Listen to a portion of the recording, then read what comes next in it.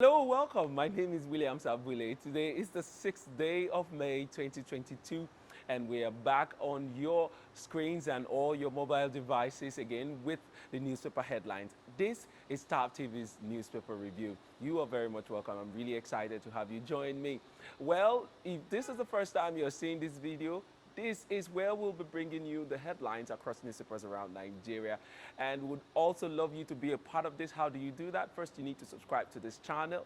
Click on the subscribe button and also click on the notification key. That is the secret to getting you notified whenever we come online with a new episode. And that will also help you to know how to participate. We're also on all the social media handles. Facebook is Top TV, on Instagram is Top TV _NG, and on Twitter it's at Top TV. So follow us on all of these platforms to help you follow our programs. Well, I'll be right back with the headlines, but that will be after this short break. Have you registered for your permanent voter's card? I mean, your PVC. There is a Nigeria we all seek, a place where love, peace, security, and unity can reign supreme. Waste no time. We want a country where peace and justice will be the order of the day. Unfortunately, there's a problem. One big challenge this generation has to solve. Our country cries for help every day. We need able and capable hands to lead and direct. These capable hands can be you. Have you gotten your PVC? Have you registered for the ongoing voting process? Don't say your vote does not count. Yes, it does.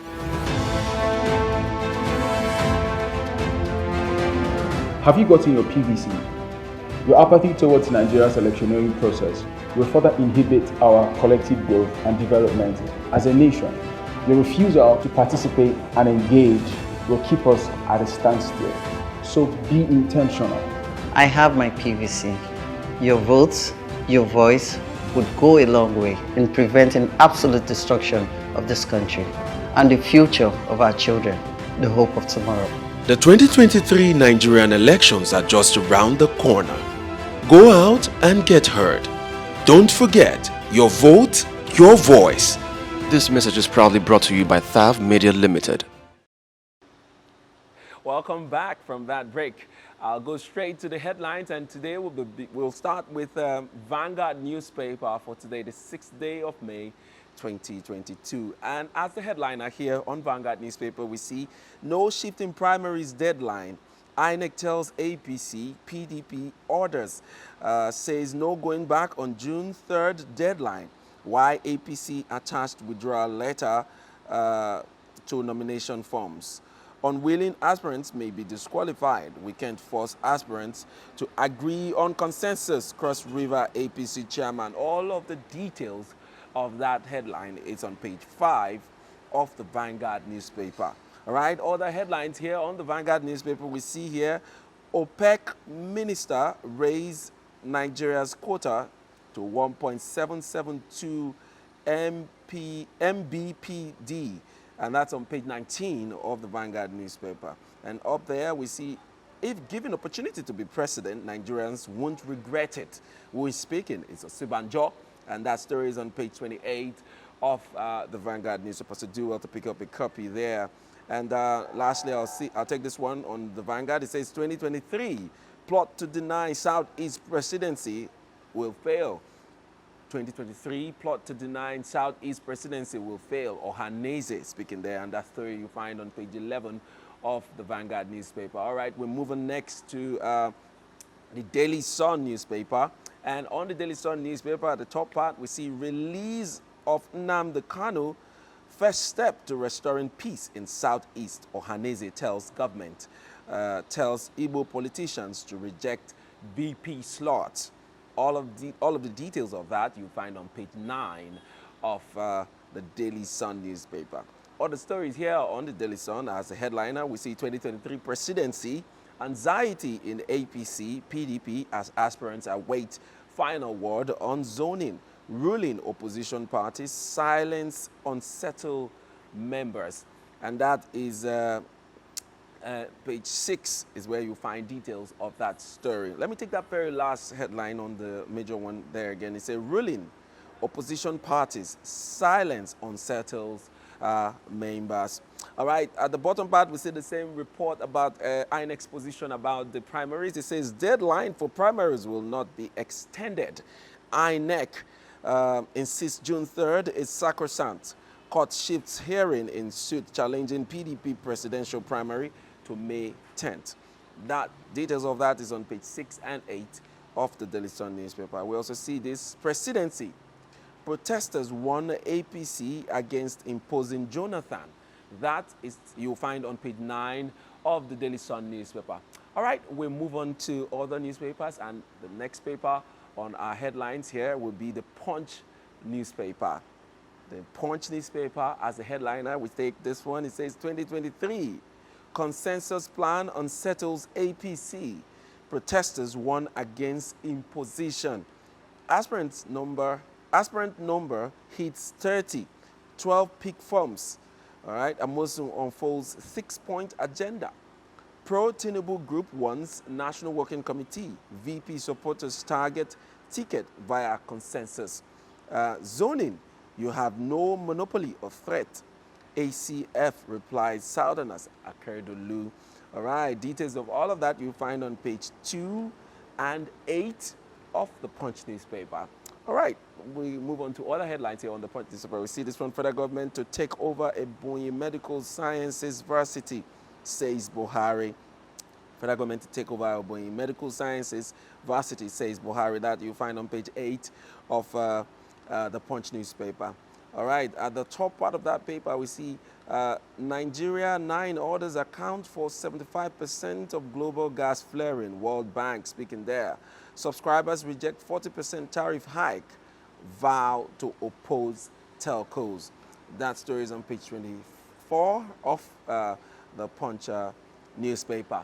I'll also take this one. It says federal government hikes electricity tariff.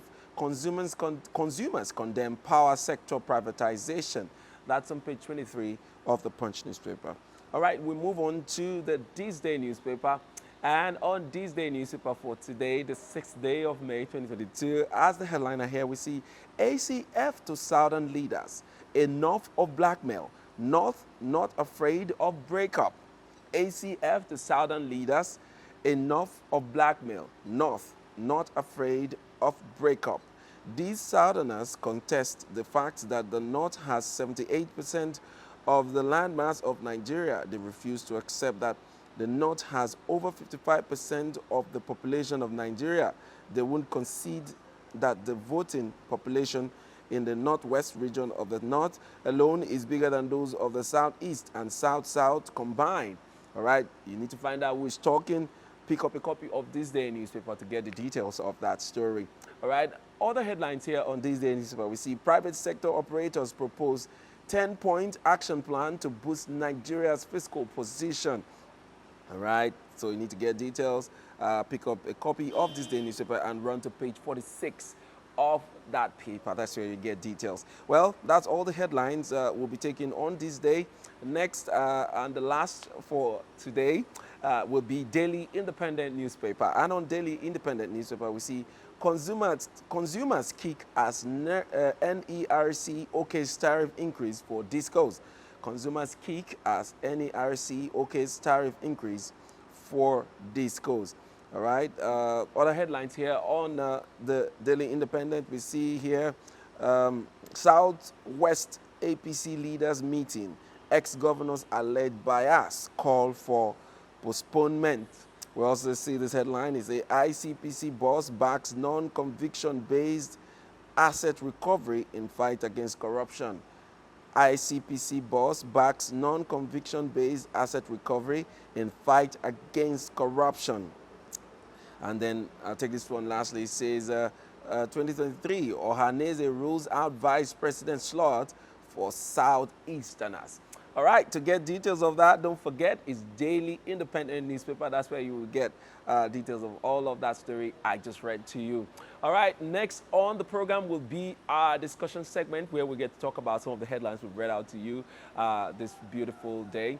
To participate, don't forget to drop your comments and your reactions on the comment section. But we'll be back with that after this short break. You stay tuned. All right, welcome back from that break. I've been joined by Mr. Victor Sioku. He will be my commentator for today's News Super Review. You're welcome, sir. Thank you, sir. All right, we are back with the headlines analysis, and for today's, let me start with this one from Daily Independent, where we saw the report that electricity distribution companies are set to increase electricity tariff once again. We remember that this increment happened sometime in January, and now it's repeating itself in May again, barely 4 months after the first, the initial increments, as it were. What's your position in all of this, how would I put it, endless increment in this electricity tariffs? Nigerians are complaining. What's your position? I'm not surprised with the way things are going. You cannot expect private business men, which the DisCos are under that umbrella. You can't expect them to be giving us free electricity. I'm coming from the business angle of the whole thing, because also it is not running on subsidy, so they need to make their monies. And mind you, these guys have borrowed so much that many of them might not survive the situation they find themselves in. And we also know that there is a whole lot of electricity theft happening. Yes. Okay, yes, it moved from 53 to 60. In fact, when it made that move, I noticed it from the way I spent personally, the way I spent money on electricity. We all felt it. Yeah, and this country. When I see news like this, I be like, for some persons like us that one way or the other we are striving to pay these bills. What about persons out there that can't afford this? Yeah. Okay, personally, that I'm striving to pay these bills because I've even had to shut down some appliances at home. Yes. Because I can't imagine myself chilling the entire house on a hot day. So what do? We try a way to bring it down, go to one room, and everybody stays in there. In one room to enjoy the air conditioner. Yes. While the other ones are put off. Yes, because this money, personally, it is heavy on me. Yeah. How about other persons? And now that has also cost some persons that I believe are irresponsible. I'm sorry, I have to use that word. That are irresponsible to steal from these private businesses. Yeah. Okay? PHED, ECO, and the rest, these businesses are private. It is no longer NEPA. Okay? A lot of Nigerians don't understand yes, that. Yes. So that's why they kind of like channel their grievances to the government. Yes. They forget that this is not about government anymore. So these schools now, pay taxes, heavy taxes, yes, matter to the government based on how they operate. So yes, there's a lot of electricity theft going on, and it's affecting them. And it's quite unfortunate if you come from the angle of, okay, let's say for instance, these guys are more just like the telcos. Yeah. Because the telcos still buy and sell. Just to add, the telcos are also, fighting for increased tariffs. I am not surprised too. Yeah. Mind you, these guys still pay taxes. They do. And they have staff to pay. Yeah. Oh, come on. What about the equipment? The equipment are paid in USD. The exchange rate is going high. There is general inflation in the country. The cost of gas is expensive. Very much. So somehow you can't help it. Yeah. And NERC, the regulatory body, have come out to say every 6 months that they will be reviewing this. That's why I'm even will I say shocked? Am I really shocked? That in fact I pity the masses, because the next 6 months there will be an increment. Because we don't see the economy, especially in a time like this, that we are in the election season, that many of our leaders are not interested about the well-being of their people. They are about how to come back to power, how to get back their tickets. So I agree with you. Most of our politicians are now focused on their faith in 2023, and so they have left, governing and administration to politicking. So yes, Nigerians and the general population should brace themselves up for more of this kind of, tariff increase in different sectors? Yes, and I want to also use this medium to beg Nigerians, okay? Families are depending on these companies, the PHEDs. Please, if you, any power you use, please try and make sure you pay for it.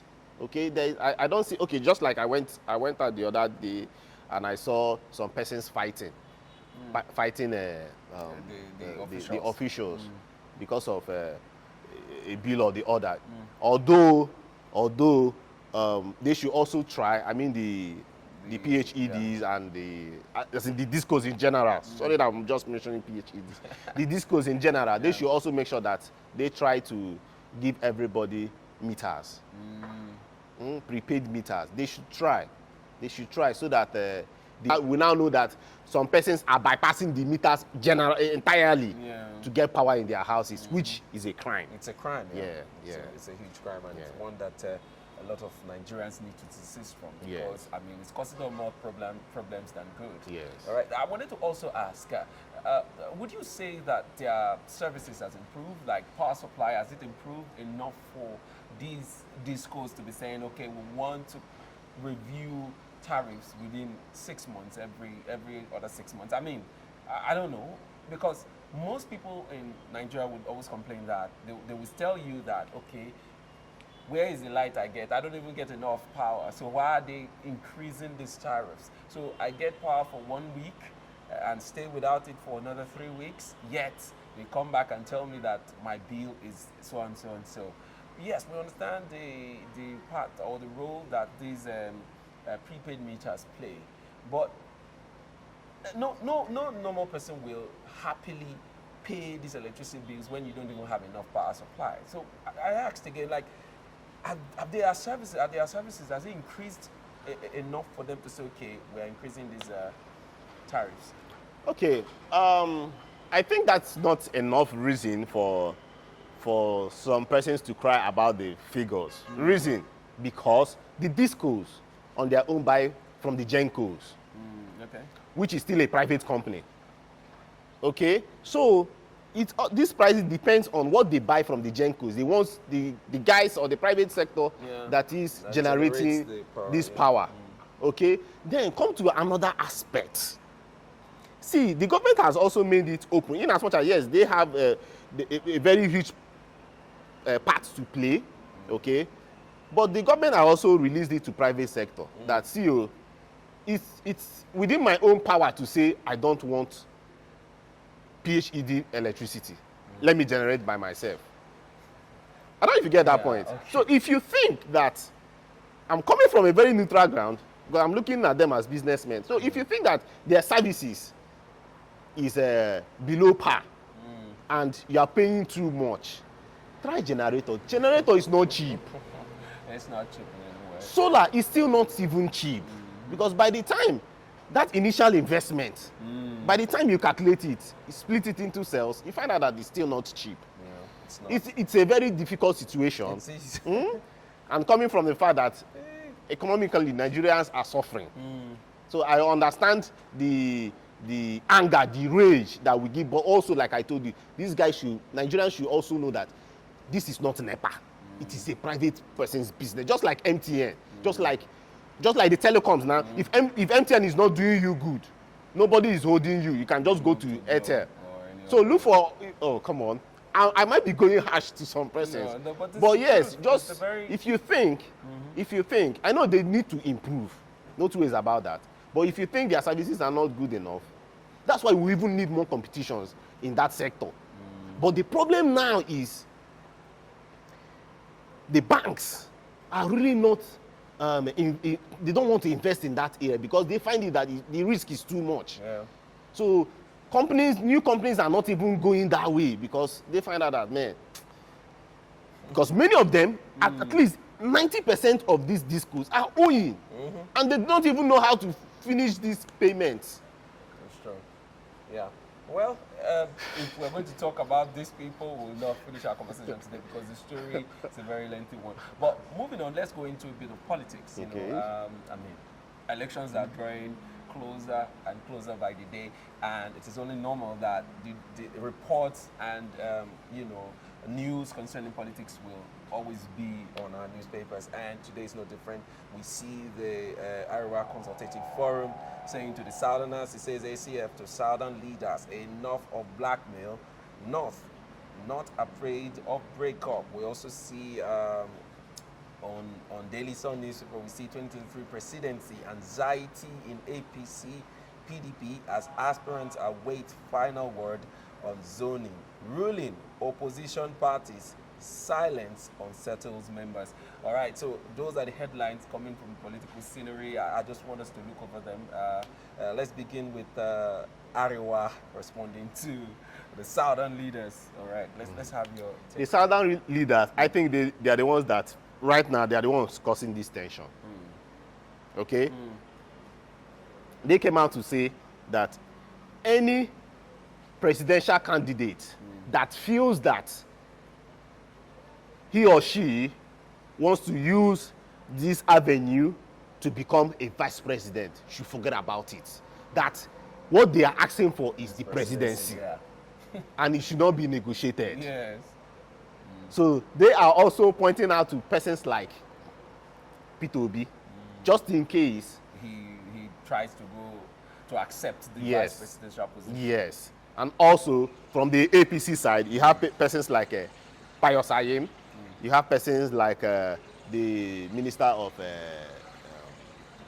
Education, you have Obunaya on the Minister of Science and Technology. Yeah. So they are more like saying this, the Southeasterners are more like saying, see, if you ever use this your avenue, this your cunning and Machiavellian way Yeah. to go and get the position of the vice president, don't you think of coming back to the Igbo land? Kick against it. Oh, well. So, but do you think they're right with their position? no, they are not. They shouldn't make such an inciting statement. As far as I'm concerned, it's quite inciting. Okay, allow people to. It is a private thing. Allow people to. If I want to become vice president, allow them to become vice president. Okay. Now the Arewa Consultative Forum have come out to say that, see, you guys should not be preaching this sort of thing, because the Northerners have only, out of the 22 years spent since 1999, that's the Fourth Republic in terms of democratic republic, that they've only gotten 10 years out of the 22. And they should not be, as in, Nigerians should not be seeing it, especially the Southeasterners, should not be seeing it that they are more like dominant, over-dominant. And they should also note that between the North and the South, that the North has about 78% of the land mass. Yes, so they said it clearly. Okay. 78% of the land mass that they refuse, that the Southerners refuse to accept that the North has over 55% of the population of Nigeria. Exactly. And also, they also made one point that got my head spinning. Yeah. That the Northeast, okay, have the population equaling the Southeast and the South. Interesting one. And that we feed on their food. The yams, the onions. So that means they still have they still bring something to the table. Yes. Because you know now there is this strong argument that the Southerners are the ones feeding or supporting or will I say doing the spendings for the North, that they've been heavily marginalized. But also, sorry, I need to come this way, but the Southerners on their own too are saying, see, what about in terms of education? When they make up numbers to say, they make up quotas to say, okay, if, let's say for instance, 100 slots for Nigeria in terms of, let's say JAM for instance, some persons, you know now, the South always, in many cases, the South I'm talking about, Southeast, South, and Southwest, they make the highest scores when it comes to our entrance examinations.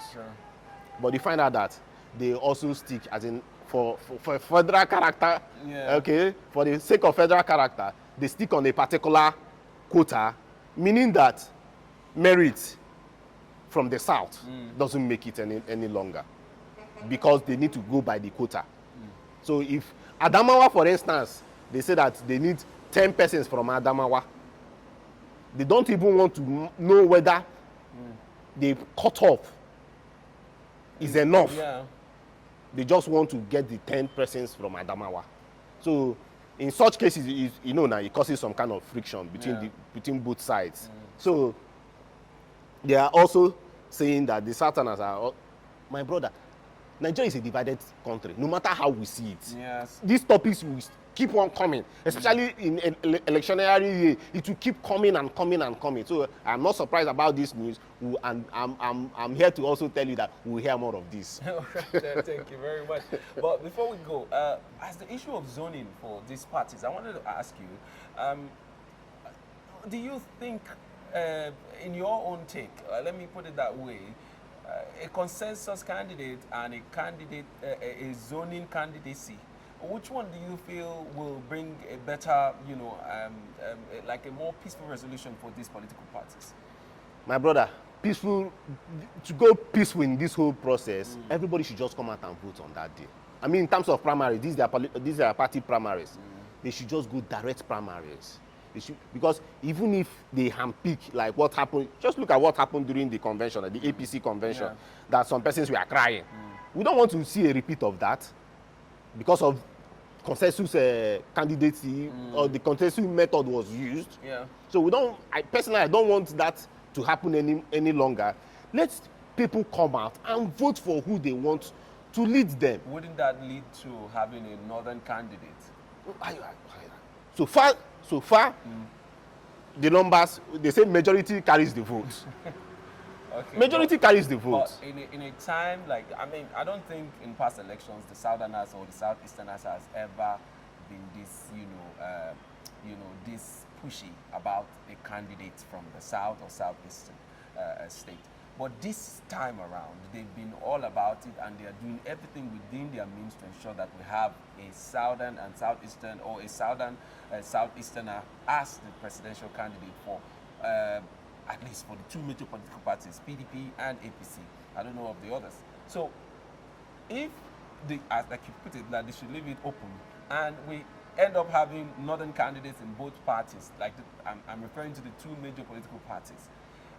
I don't think that will lead to another level of, agitation again. I mean, at this time, the Southeasterners are feeling highly marginalized. They are going like, oh, the Northerners have been there for like forever.